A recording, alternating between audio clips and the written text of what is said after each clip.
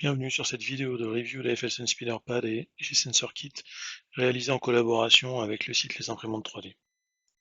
En deux mots, que sont le SpeederPad et le G-Sensor? Le SpeederPad est un pad 7 pouces sous clipper.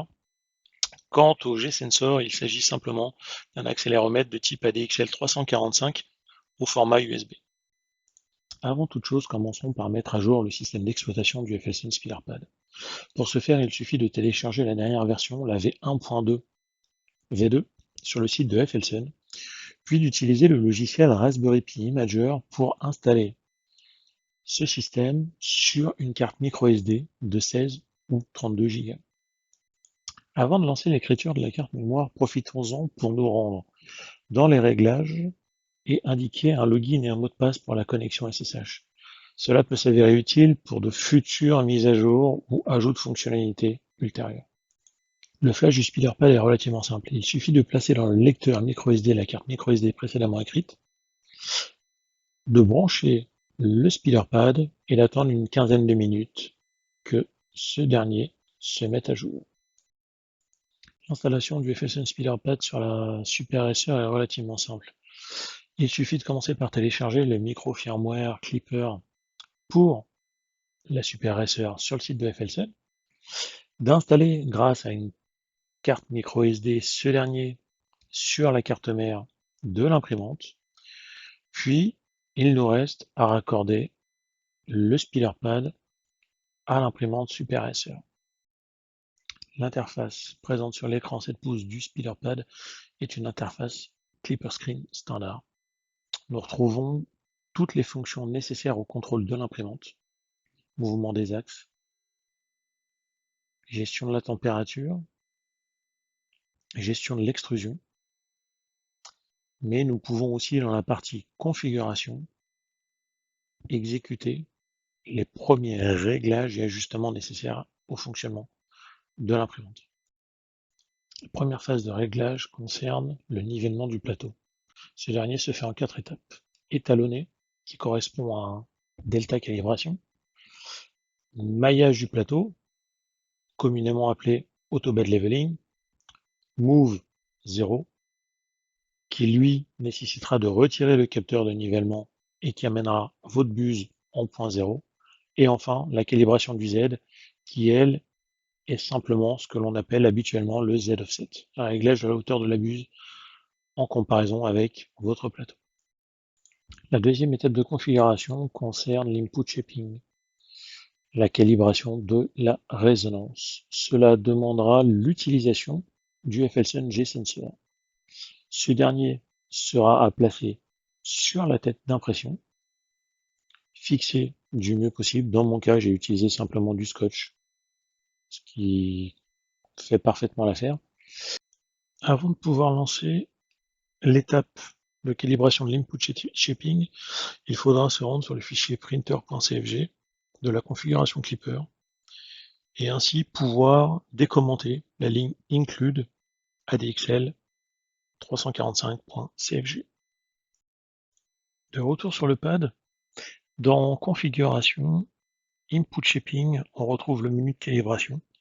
Il suffit de cliquer sur le bouton de droite nommé Finding ADXL et de choisir Measure Both. Ceci lancera automatiquement la calibration des axes X puis Y.